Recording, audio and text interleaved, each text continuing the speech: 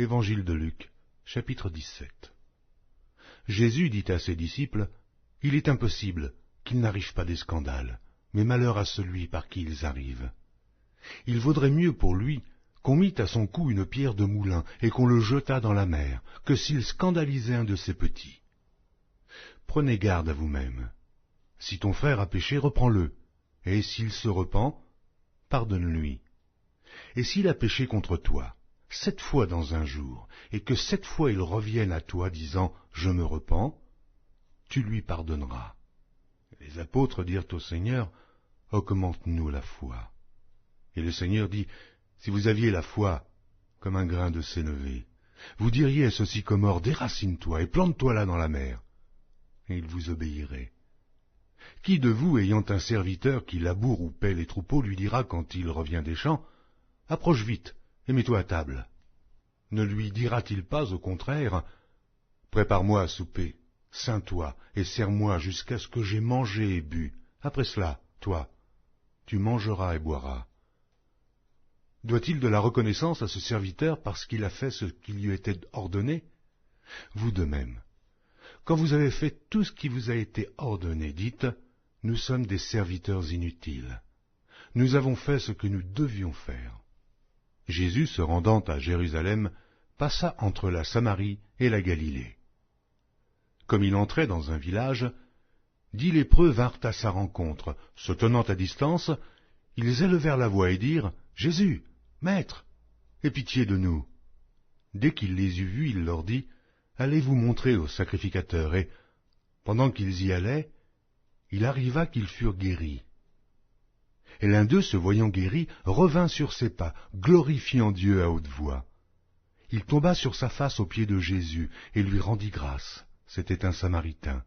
Jésus, prenant la parole, dit « Les 10 n'ont-ils pas été guéris? Et les 9 autres, où sont-ils? Ne s'est-il trouvé que cet étranger pour revenir et donner gloire à Dieu? » Puis il lui dit « Lève-toi, va, ta foi t'a sauvé. » Les pharisiens demandèrent à Jésus quand viendrait le royaume de Dieu. Il leur répondit « Le royaume de Dieu ne vient pas de manière à frapper les regards. On ne dira point « il est ici » ou « il est là », car voici, le royaume de Dieu est au milieu de vous. Il dit aux disciples « Des jours viendront où vous désirerez voir l'un des jours du Fils de l'homme, et vous ne le verrez point. On vous dira « il est ici, il est là ». N'y allez pas. Ne courez pas après, car comme l'éclair resplendit et brille d'une extrémité du ciel à l'autre, ainsi sera le Fils de l'homme en son jour. Mais il faut auparavant qu'il souffre beaucoup et qu'il soit rejeté par cette génération. Ce qui arriva du temps de Noé arrivera de même au jour du Fils de l'homme. Les hommes mangeaient, buvaient, se mariaient et mariaient leurs enfants jusqu'au jour où Noé entra dans l'arche. Le déluge vint, et les fit tous périr.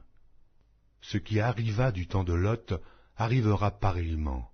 Les hommes mangeaient, buvaient, achetaient, vendaient, plantaient et bâtissaient. Mais le jour où Lot sortit de Sodome, une pluie de feu et de soufre tomba du ciel, et les fit tous périr. Il en sera de même le jour où le Fils de l'homme paraîtra. En ce jour-là, que celui qui sera sur le toit et qui aura ses effets dans la maison ne descende pas pour les prendre, et que celui qui sera dans les champs ne retourne pas non plus en arrière. Souvenez-vous de la femme de Lot. Celui qui cherchera à sauver sa vie la perdra, et celui qui la perdra la retrouvera. Je vous le dis, en cette nuit-là, de 2 personnes qui seront dans un même lit, l'une sera prise et l'autre laissée.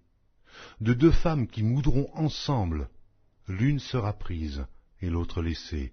De 2 hommes qui seront dans un champ, l'un sera pris et l'autre laissé.